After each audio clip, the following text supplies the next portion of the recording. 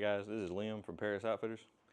Today we're going to go over some different suppressors that we have in store, calibers, modularity, how they attach to the firearms. Alright guys, let's get started.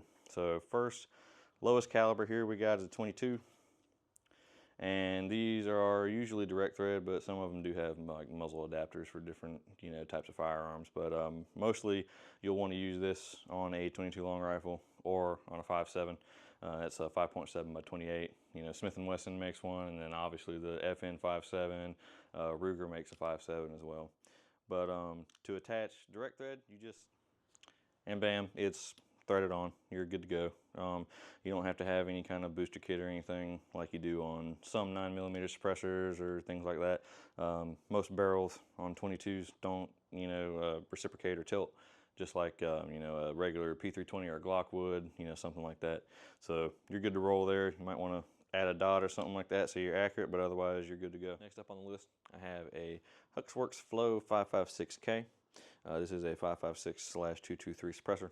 It is also flow through, so that means it has extra venting holes around the exit hole here, and that is to improve any gas operating issues that you're going to have on like a AR-15 platform, which is gas operated.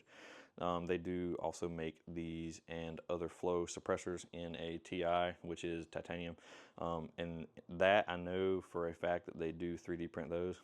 This specific one, I am not exactly sure how it's made, but I do know that the TIs are 3D printed. This one is also completely concentric and monolithic, so no modularity or taking it apart or anything. It is all one piece. They do attach with a muzzle device system, and I will show you really quick how that actually works. This is going to be a lefty-tighty sort of situation here because it's left-hand threaded. So instead of twisting it on right, you're going to twist it on left. And there it is attached to this upper here. This is pretty much what you're going to be dealing with whenever you get yours. They operate extremely well because of that flow-through system, like I said earlier, so you should not have to adjust any gas issues or anything like that. But yep, you are good to go on that one, and I'm going to move on to the next suppressor here. Next, we have a Silencer Co. 300 DTM. So this is going to be one of your direct thread suppressors, and this is going to be in the 30 caliber platform. Go on any rifle, 5.8 by 24, and you can actually change the end cap out if you wanted to run like a 5.56 or anything, lower caliber. Most of those are going to be in like a 1/2 by 28 format, and there's a whole bunch of other different thread patterns. But Silencer Co. does a pretty good job of having enough accessories to match with your suppressors and your firearms, so you shouldn't have a problem running them on anything as long as the caliber matches. But yeah, again, for this, direct thread, and you are ready to go. With anything like this bolt rifle here from Ruger, you're pretty much not going to have any issues as long as your concentricity is right and everything, so you don't get baffle strikes. But yeah, it's just thread on and go with those. You can of course put this on a gas gun of some type, like an AR-10 platform. In that case, you may have to mess around with any kind of gas issues and stuff like that, like with the gas block, etc. There's a whole bunch of other things you can change too, recoil springs, whole 9 yards. But as long as you take your time, you'll be able to get it to work properly. And some suppressors, like especially on this platform, don't have any problems. Now I'm going to be moving on to 9mm suppressors, and I'm going to talk a little bit about modularity when it comes to suppressors. So this is a Dead Air Mojave 9. It is a 9mm suppressor, and it's also modular. So what you can do is you can take it from this size here and cut it down to about here, and I'm going to show you that process now. This is the Mojave 9 in its shorter configuration. Pretty much all that happened is this piece of the baffles came off, end cap got switched out, and now you're in this shorter configuration. This also comes with a booster kit installed on it. This is mainly going to be used for your handguns that have a reciprocating or tilting barrel. So that's going to help keep the suppressor functioning properly, because if you don't have this kit in with the piston and booster assembly, it's not going to function properly. Now if you put this on a pistol caliber carbine, you're not going to have any problems because the barrel on the pistol caliber carbine doesn't move, so you can just direct thread it. And you can still use a booster kit with a PCC. It will just won't act as a booster kit, it'll just act as a direct thread. But I do have a flux raider here, and I'll show you what that looks like on the Flux Raider. This is the Mojave 9 installed on the Flux Raider. The Flux Raider is a pistol upper, so you are going to have the booster kit whenever you use it. Like I said, pistol caliber carbines with no reciprocating or tilting barrel are going to need that. But for this particular platform, you do, and it does look pretty sweet if I do say so myself. One size up from your 9mm, I got a 36 caliber. This is a Huxworks. It's a Flow Range 36 Ti, so 36 caliber. This will handle a lot of different calibers, anything from 338 and down. You'll pretty much be able to handle with this.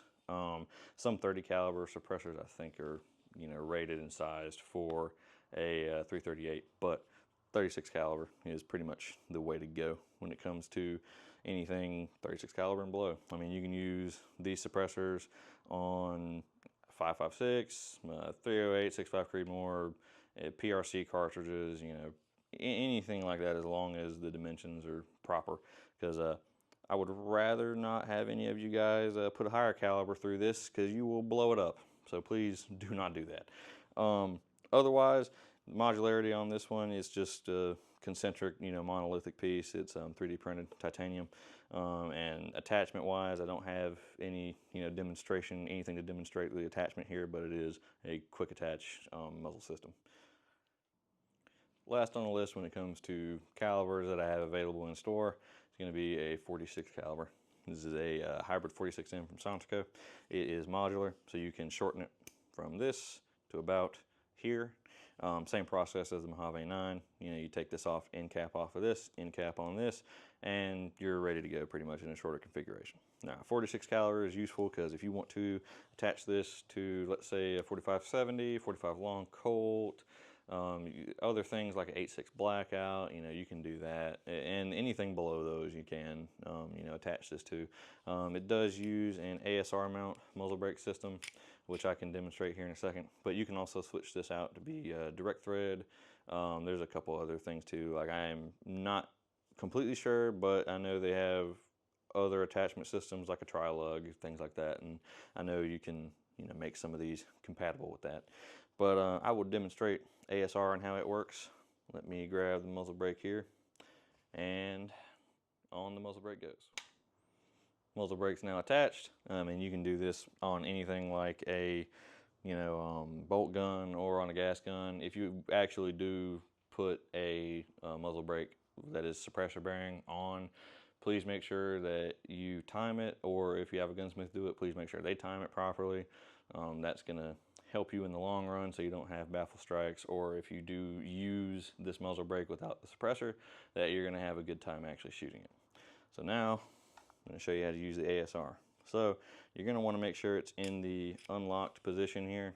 The locked position, if you try and thread this suppressor on in the locked position, you're going to mess up your threads pretty bad and you're not going to have fun.